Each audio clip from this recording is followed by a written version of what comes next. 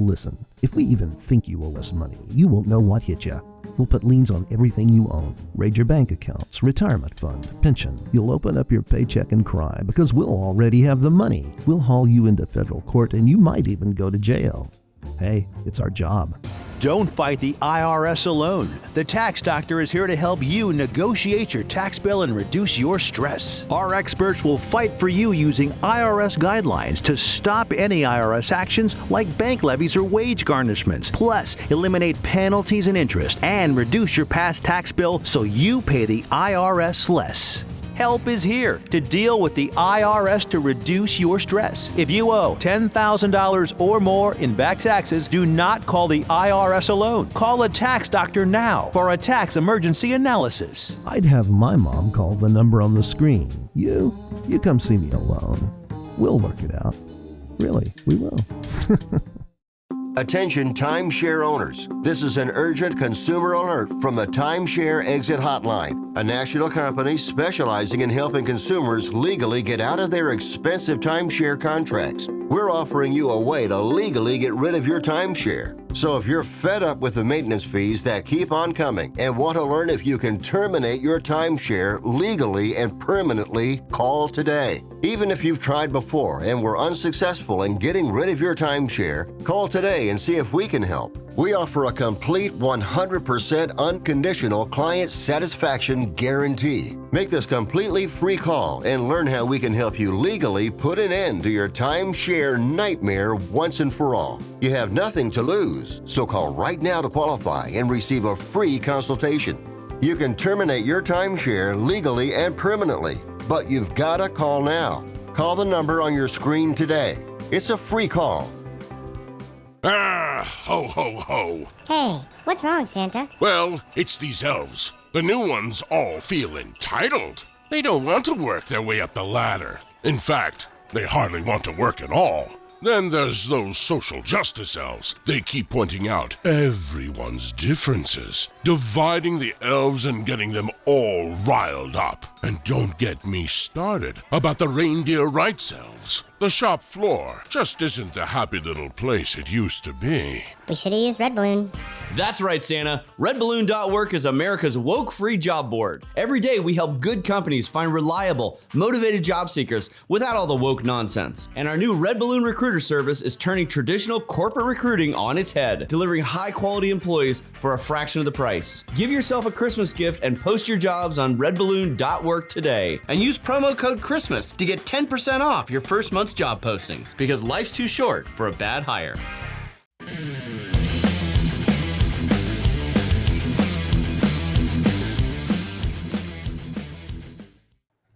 Hello everybody, Mark Schaftlein with you, and this is the Schaftlein Report. It's Tuesday's edition, Christmas time around the United States and across the world, and I'd like to welcome back from the great state of Connecticut that esteemed political commentator, Joe Visconti. How have you been, Joe? Welcome back and happy holidays and Merry Christmas to you. Merry Christmas to you. We got a kind of warm weather up here. We got a lot of rain from, I don't know, Florida maybe? Boy, oh boy, it's been 5 inches of rain yesterday. So, well, I tell you one thing who it's raining on. No pun intended, folks, but Joe, the rain is coming down on President Biden, and it is getting ugly out there. Democrats are in full panic mode. I mean, Biden's support is literally plummeting. We're all watching it in real time, and it's going to get worse. I just feel that the Democrats, they don't know what to do. I've been watching a lot of CNN, and people are very upset with the Democrat brand and the party, and they don't know. They have no voice right now. So I can't tell you what will happen. We've been talking about a lot of things this year, what may happen with Biden, but right now it's sliding because it's Christmas, and the bills are going to come in after the holidays with the credit cards, and the public is just strapped for money, and they remember when they weren't, and only a few years ago. You know, Joe, and I'm going to share this with our audience here. I have never seen such a proliferation of people clamoring for buy now, pay later schemes. I mean, Joe, you know, I'm going to give you some poll numbers here which exemplify this, but you know what? The the most irritating thing to me, forget the fact he's a Democrat, he's still our president. He's not making any mid-course corrections. I mean, it's like he's the captain of the Titanic, full blast ahead, and he's just disregarding everything. Why is he doing that? Because he's got a bunch of radical liberals in the White House advising him, telling him what to do. I mean, let me give you an example here. Every policy this guy does is turning into a disaster for the country. And he asked his pollsters, why are my numbers the way they are? And no one will tell him, sir, inflation is still high. It hasn't gone down. Your bad energy policies, and you'll say, well, wait a minute, bad energy policies, gas is down to $3 a gallon in a handful of states, but it's still high in others. And then people look at our southern border and say, we don't have a country. So, I mean, let me give you just a couple poll numbers here, Joe. Multiple polls, not just one, show him underwater. His approval rating is ranging from 34 to 38%. Monmouth, a reputable polling company through the university, they came out, he's 34% today. His disapproval is 58 to 60%, depending upon what poll you're in. I mean, these are pocketbook issues. It really is. From all the demographics we'll speak about during the show, it's pocketbook issues. And right now, I mentioned earlier the warmer weather up here in the Northeast. So the country hasn't hit the deep freeze where oil and the price of all that we'll discuss later is just going to really hit the pocketbook. And that's the problem. Everyone I'm talking to, they don't know, from their water bills to their electric bills to oil. It's just coming at everybody, compounded after COVID, and it's not going away. No, it's not going away at all. And, all these liberal commentators will come out and say, well, why is his numbers so low when inflation's coming down? What these non-economists don't understand is, yes, inflation's come down to 3.1%. But that's on top of the 9% we had and then 5% for a while. And when you start adding these pieces up, Joe, you go to the grocery store, you put gas in your car, your electricity bills, your insurance bills. People are feeling the pain. Yes, some groups have gotten significant pay raises, auto workers, airline pilots, some teachers unions. But that doesn't encompass the entire labor force in the United States, about 135 million people. So, he is out there not understanding why his policies aren't working. He needs to look no further than himself in the mirror, because, Joe, you're right. I mean, when the cold weather hits in the Northeast, those heating oil bills are going to skyrocket. And I'm just telling you, everywhere I travel across the country, I talk to people. It's the same thing. They're saying, my wages haven't kept up. And if your wages aren't keeping up and inflation's rising, you got a real problem. Well, and that's the key. It's inflation, medical costs, or something else. A lot of people are going on to private insurance or these supplemental, and so the medical bills are something no one's really speaking about. But as our population, the yuppies, us, start to age more and more, out-of-pocket costs are probably the biggest driver, because the public doesn't know. Wait a minute. What if we get 4 more years of this? So that's going on in everybody's mind. We can't endure 4 more years of this. And you're right about the course correction. He's not making them. He's doing a lot of head fakes, pretending that things will get better. And the public isn't seeing, the general public, not just Democrat or Republican. Everybody knows we can't take 4 more years of this. We can't endure it. And so, it's one of those things where it's the Democrat Party has to decide if they're going to cut him loose, or maybe he won't go. Maybe he's so belligerent in his old age where he won't step aside. That may be going on in his mind. So who knows what they're dealing with? They've got an elderly person that's very angry. Probably, I'm hearing from people at different times, and who's belligerent and who won't be rational about him seeking the presidency. Yeah, I couldn't agree with you more, Joe. And let me share some statistics with our audience here for like Trump and Biden, okay? Because despite some people in the media's wishes that match doesn't take place, let me give you some numbers here. Trump leads Biden right now. This is an average of polls, 48 to 42. 48 to 42%. That's outside the margin of error, folks. And if these think about this, Trump needs to have a lead like that. You've got a handful of Democratic governors in some of these swing states that, they try to pass, the legislature passed bills to combat election fraud, and have safer, secure elections. They got vetoed by the Democratic governors. What did they say? Oh, it's voter suppression. So again, we're fighting in some cases it's real, in some cases perception, but we have that issue that we're going to have to deal with. So when you see these polling numbers, if Trump was up by 1, 2, or the match was even, I'd have a big concern. But when you're at 48-42, that is outside the margin of error. And another thing, Joe, that's happening, Biden's support among key groups, Latinos, it is collapsed. I mean, he is upside down with the Latino vote, 28% approval, 62% disapproval. And you know who the younger people are going for now? Trump. You've predicted this going back a year.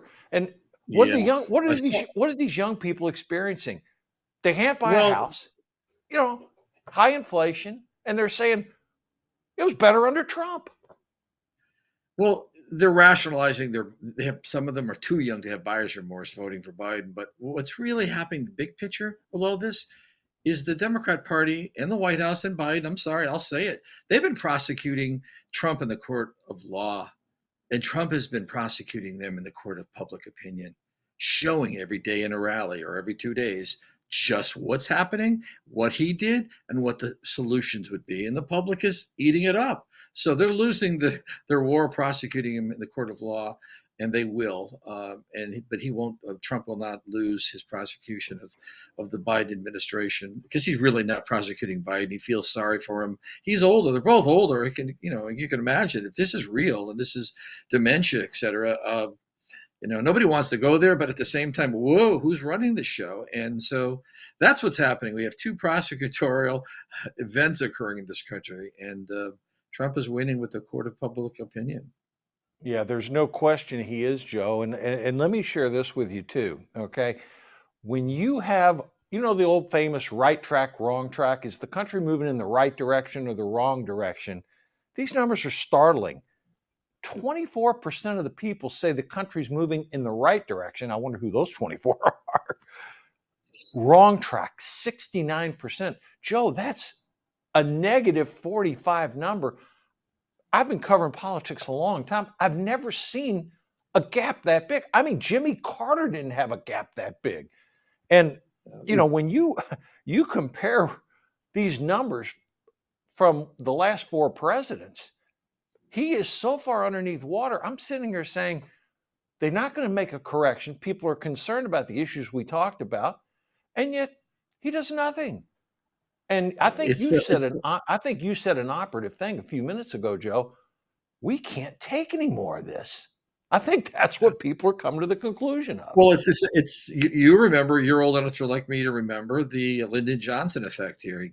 It was the Vietnam War, which was totally unacceptable. This is more pocketbook issues and actually survival in a different way. But Johnson knew better not to run, and Biden, he needs to step aside, pure and simple. You know what? He needs to step aside, and so that someone, at least from the Democrat Party, could come in with some solutions, because they're the last thing we want is half the country to be in this condition. We want to win and put our policies in, but at the same time, you don't want people, I have neighbors across the street, you don't want them feeling horrible about what's happening to the country on Biden, the way we have had to feel horrible. I don't want anybody sharing what we've watched and witnessed, not just because we voted for Trump or our values, our political stands on things, but it was common sense all along. So the country would be better if Biden steps aside. I think Trump would beat anybody at this point, but they really do. And I think you're going to probably see that coming after New Year's. I thought it would be after Thanksgiving, but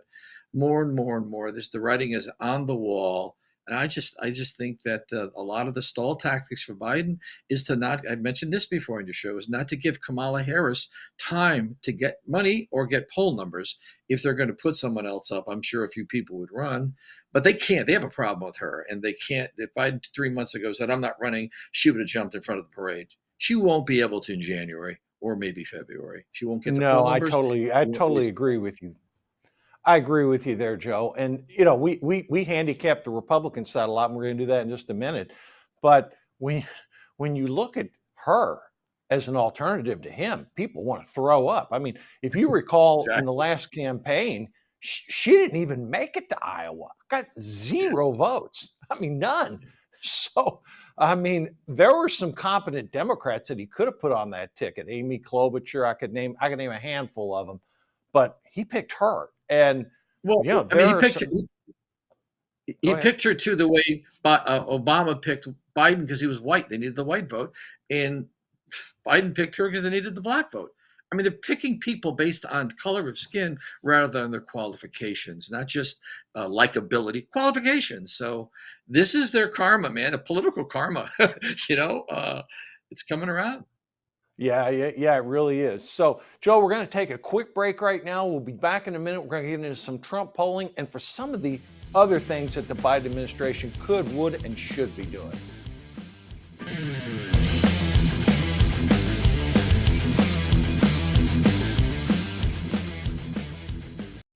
The world is about to shift. Banks are going cashless globally with the emergence of central bank digital currency, which will bring with it programmable money and the ability to turn on or off your purchasing power based on your digital social profile. It's like the equivalent of spyware in your bank account. You need to get out of the system with the world's safest and most private assets, silver and gold. Call Kirk Elliott, PhD, 720-605-3900.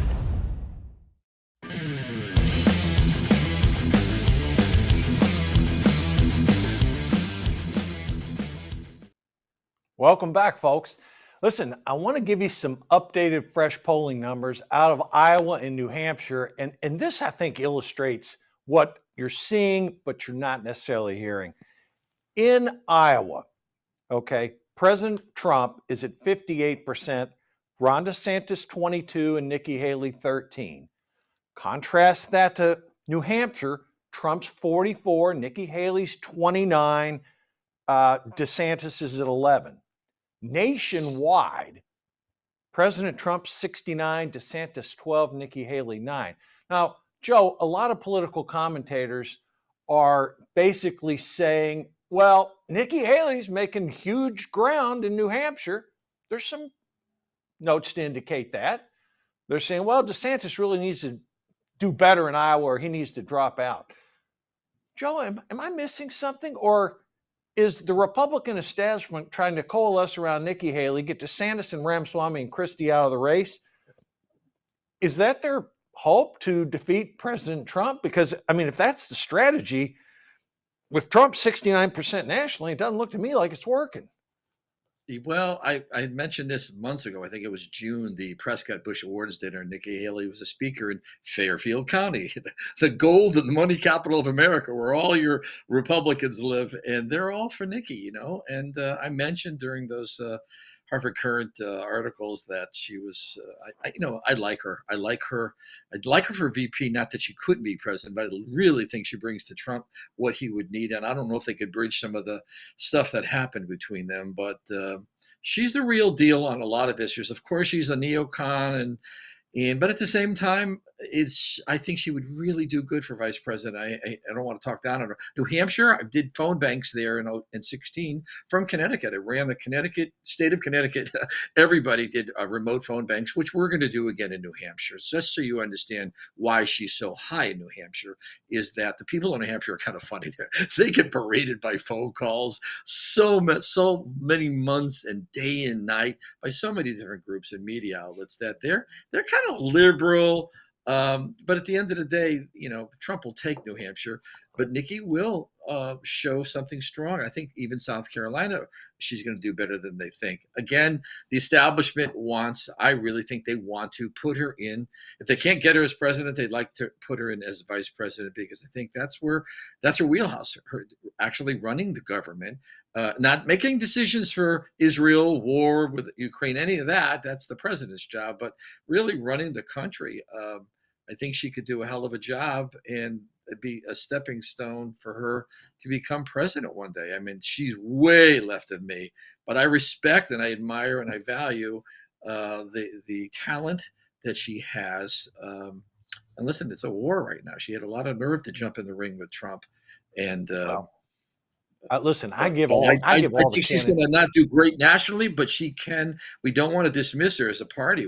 I really think we No, need her. absolutely not. I'm the old Ronald Reagan school. Thou shalt not talk ill about a fellow Republican, because in my view, whether it was Donald Trump, Nikki Haley, Ron DeSantis, Vivek Ramaswamy, or even Chris, any one of those five would do better than Joe Biden. So, but realistically, based upon how these polling numbers look, it's still Donald Trump's Oh yeah. race to lose. And for someone who has gag orders and can't talk a lot, he sure is doing a good job. I got to tell you, Joe, the people running his campaign seem far superior to the last election. Yeah, let me get into some policy issues with you here. It's my firm belief the reason Lloyd Austin was in Israel, the reason Blinken actually should probably buy a house there, it's one word: Michigan. He is bleeding support among Muslims in Michigan. And it's my belief, Joe, that he is looking to solidify that part of the Democratic base by coming down a little harder on Israel. But he's up against it. He can't push too hard, because the last thing he needs is to have Jewish Americans vote against him, because the Jewish population generally votes Democrat. This is a proverbial rock in a hard place. Do you share my belief on that, Joe, that he's doing it for Michigan? I do, and I live in West Hartford, Connecticut, the most Jewish town in Connecticut of 169 towns. A lot of money, a lot of power, and all my best friends are all Jewish, and a lot of them are Republicans, some are Democrats. But I think the Jewish vote, even in these blue states, is going to. I think Trump will get up to close to 40%. I believe that American Jews will still go Democrat. It's who they are. You know what I mean? But every move that Austin and Biden and the rest of them try to make with Gaza, it's a problem. I think you're going to see at the end of January the war wind down, or at least move into the nation building status.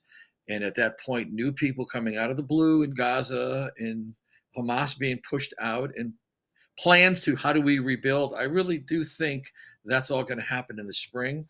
And it'll change the demographics of that voting bloc, and the Muslims will in Michigan probably will go all the way sticking to their guns, which is a problem for the Democrats. But Biden's got so many problems that this is just probably one of the smallest. One example, and I'll tell you another one, Joe.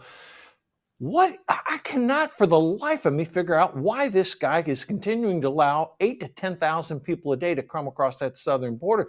Heck, Democratic governor in Arizona, Katie Hobbs, she's had to deploy the National Guard in Arizona. It's gotten so bad.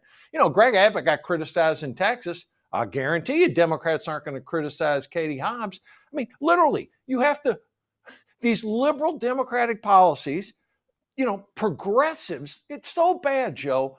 Radical liberal progressives are trying to influence Biden. Do not change the border policy. And they're calling it, it's a Trumpian policy. Anything associated with Trump, they hate it.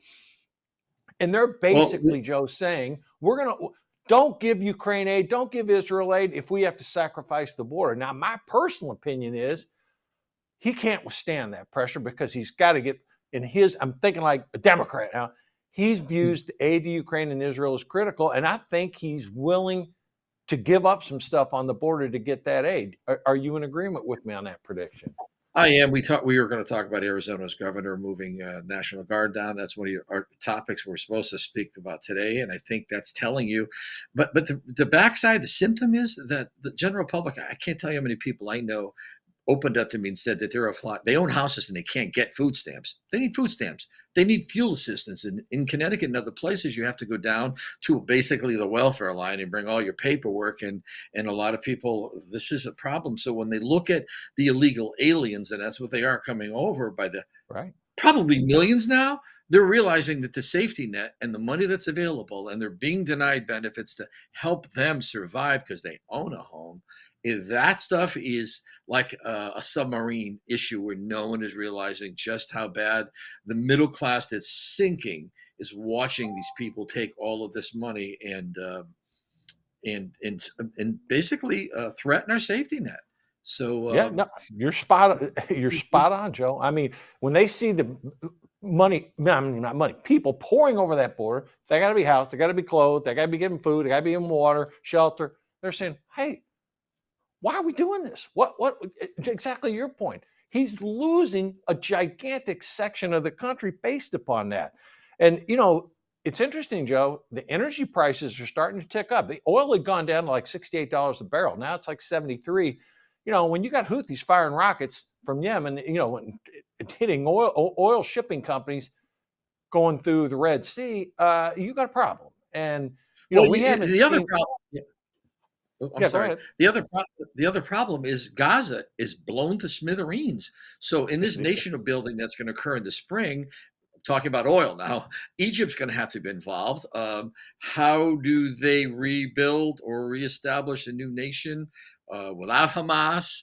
And how does all that happen with rockets flying and bulldozing half of a strip that's 35 miles by 5 miles wide? And so there's a lot of these infrastructure over there that's you're going to need. And the missiles are still flying, by the way. I have friends that live there sending me videos. They're still flying in Israel from Hamas. Yeah. So that's got to stop. And if it doesn't stop before the election, and those radical Hamas people, whoever they are, continue to do that, you'll never get the that nation building thing that has to happen. That's what the Democrats need, and they're probably not going to get it.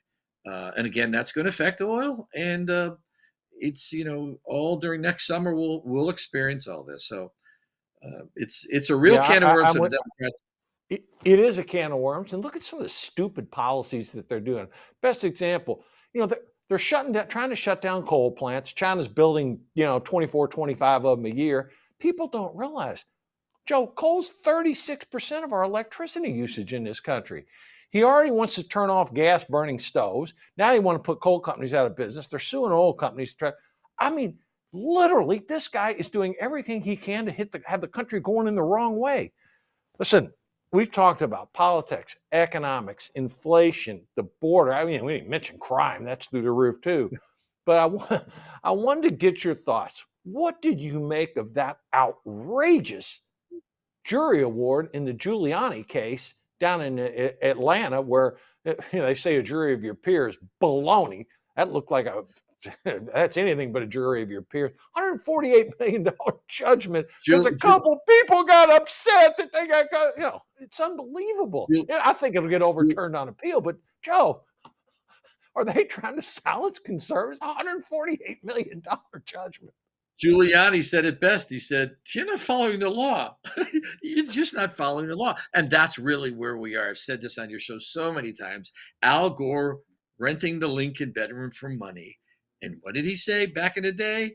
There was no governing authority that said I couldn't. Well, we don't have governing authorities anymore until things get to the Supreme Court. And you can't bring everything to the Supreme Court. Come on. And so that's what they're looking for. Just past policies, past jury awards, and just lawfare the hell out of everybody that supports Trump. And the world is watching, and everybody knows it. So we're way past disbelief. And so it'll play out, but I think it's going to be a very interesting spring through all the primaries, and especially for the Democrats. I really think they're going to have like really low turnouts. We didn't talk about that. Yeah. Imagine the primaries, you got to go out and vote for Biden, and you better do a mail-in ballot because you don't want to get out and wait in the cold and the snow or wherever you are. No, that dog's not going to hunt. Joe, Joe, I got 30 seconds left. I want to thank you for joining me here over the holiday season, and I know we're going to be talking a lot in 2024. Folks, listen, Drew Allen's going to be here on Thursday for me because I'm going to be traveling that day. But catch Schaftlein Report on the day after Christmas. I got two very special guests coming on, Mike Lindell and General Mike Flynn. So tune in on the 26th. Tune in to Drew this Thursday. Thanks for viewing and listening today, and we will see you day after. I will see you the day after Christmas. Merry Christmas and Happy New Year to all.